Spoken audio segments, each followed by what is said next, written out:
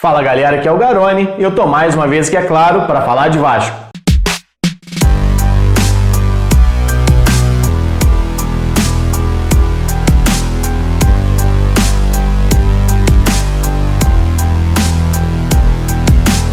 Bom, o Vasco é eliminado do Campeonato Carioca e agora só tem pela frente a Copa do Brasil e a Série B para disputar nessa temporada. A grande verdade é que desde que começou 2021, na verdade a temporada 2021, o foco do Vasco sempre foi chegar bem na Série B para retornar à Série A, e esse já era o discurso do Marcelo Cabo e do Alexandre Pássaro antes mesmo da eliminação. Deixaram sempre muito claro que o Carioca seria utilizado como um laboratório para identificar pontos fortes e pontos fracos na equipe, e é exatamente sobre isso que eu vou falar aqui no canal nesse vídeo de hoje. Mas antes já faço convite para você que está passando aqui pela primeira vez e não conhece meu trabalho ainda, ou conhece e ainda não é inscrito, para você se inscrever, para você deixar o like no vídeo também, se você gostar, depois que assistir aqui, se você achou interessante, para você deixar o seu like e deixe seu comentário também, para você. Qual foi o ponto positivo do Vasco do Marcelo Cabo nesses primeiros 10 jogos sob o comando do treinador e qual foi o ponto negativo? E eu já vou começar o vídeo de hoje falando então sobre qual eu achei que foi o ponto positivo do Vasco. Foi a melhora na parte ofensiva do time.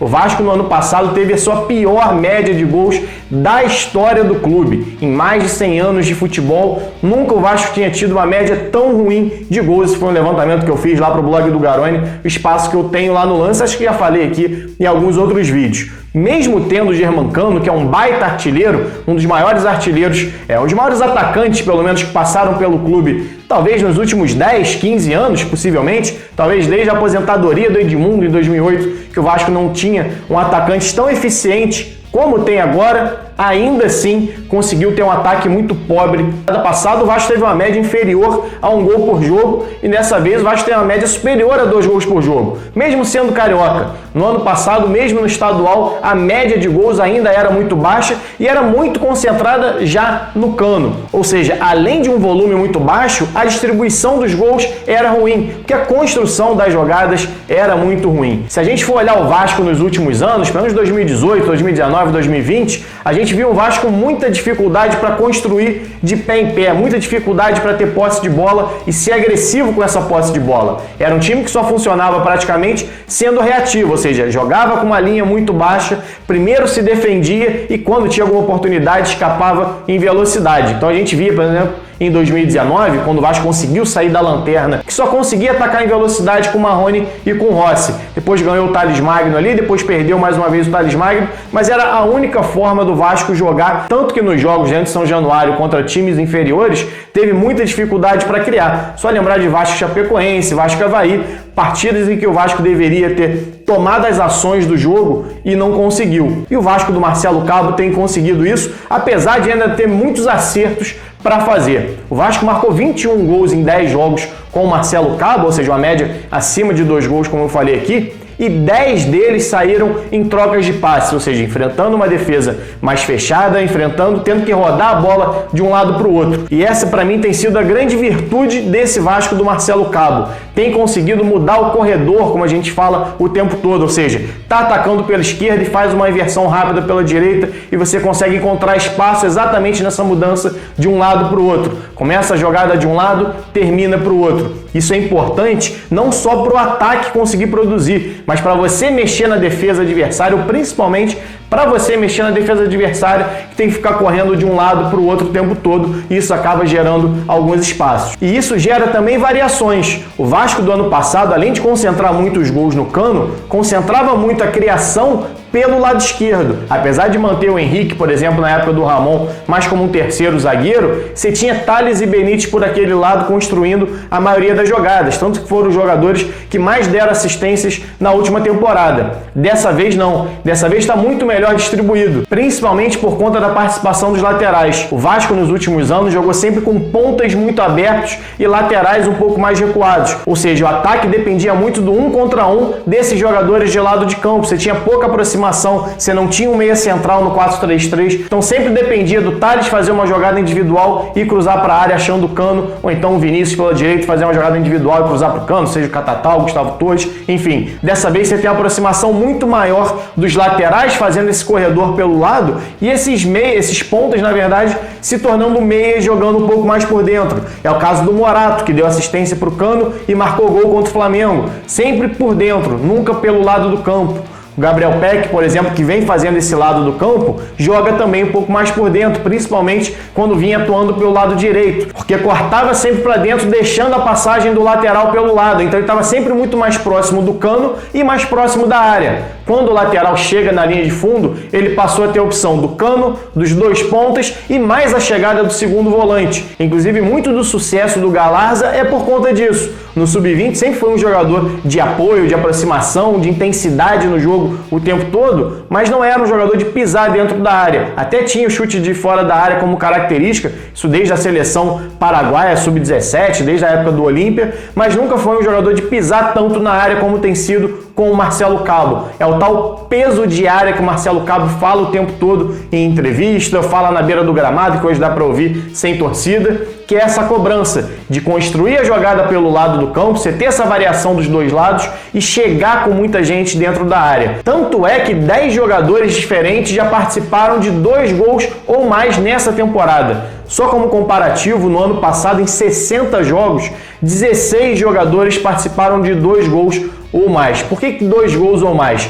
Porque um ali às vezes é casual. O Léo Jabá, por exemplo, já deu uma assistência nessa temporada. Pode ser que amanhã ele pare de jogar, ele estaria nessa lista. Então cortei a casualidade. O Parede no ano passado deu uma assistência. Isso é um dado importante para mostrar a variação que esse time tem tido. Então o Vasco tem o Caio Tenório dando assistência, Léo Matos dando assistência, Riquelme dando assistência, Zeca dando assistência, Marquinhos Gabriel, Morato, todos os jogadores praticamente participando, inclusive o Cano. O Cano no ano passado foi dar a sua primeira assistência quase no último jogo e agora muito mais participativo, saindo da área, ele já deu uma assistência também para o Zeca marcar. Isso mostra um Vasco muito mais móvel e muito mais coletivo do que vinha sendo o Vasco da última temporada. Pô, galera, então você tá dizendo que esse Vasco aí é uma máquina, né? Vai subir com sobras, todo mundo faz gol, todo mundo dá assistência. É claro que não, é um time em construção. Esses são os pontos positivos. O que precisa aprimorar? A constância. Fazer isso mais vezes, fazer isso com mais consistência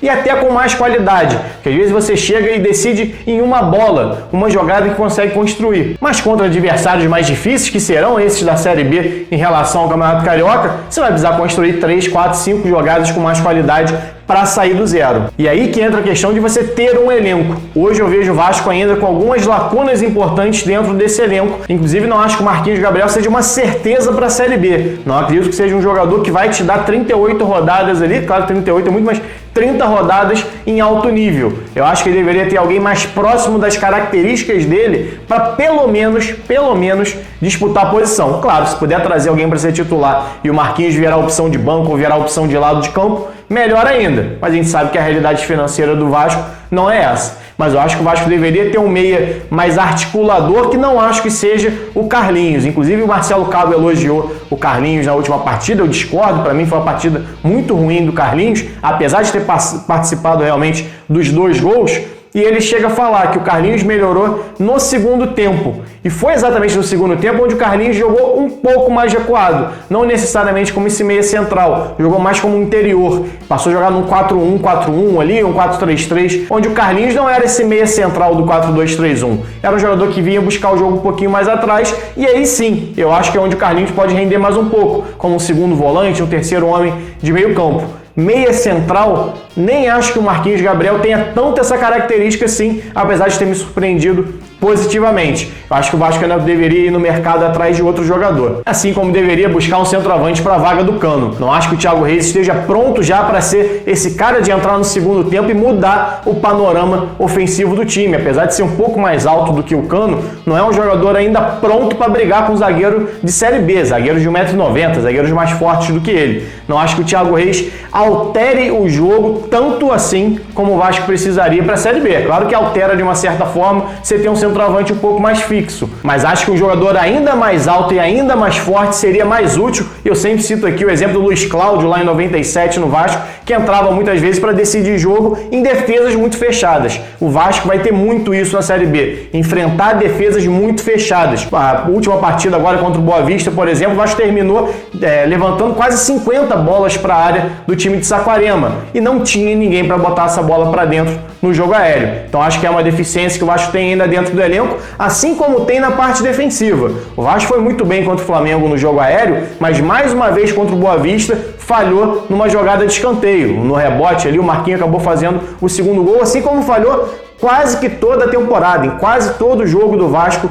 Em 2021 o Vasco sofreu um gol de cabeça. Aliás, o Vasco sofreu gols em todos os jogos do Campeonato Carioca e da Copa do Brasil. Em todos os jogos da temporada, o Vasco foi de alguma forma vazado, principalmente em jogada aérea. Eu acho que o Rômulo pode agregar isso ao time, ser esse primeiro volante que entra dentro da área para ajudar também no jogo aéreo, que é característica dele, sempre foi. Inclusive fiz uma matéria para o Números da Bola, trazendo alguns números dele na China, que mostrava ele como terceiro jogador com a maior média de jogadas ganhas pelo alto. Mas assim como o Cano precisa de uma reserva mais alto para mudar o panorama do jogo, eu acho que o Vasco precisaria de um zagueiro mais alto também, nem que fosse para segurar a pressão de fim de jogo, que vai ter em muitos momentos também. Citei aqui o Luiz Cláudio 97, volto lá para esse time depois do fim da década de 90 também para citar um outro exemplo, que era o Alex Pinho, que muitos torcedores não gostavam, mas o Antônio Lopes sempre colocava na vaga do Luizão ali em 98 nos Jogos da Libertadores para segurar resultado, para botar mais um zagueiro exatamente para cortar o jogo aéreo. O Vasco tem um Miranda, que não é um jogador alto,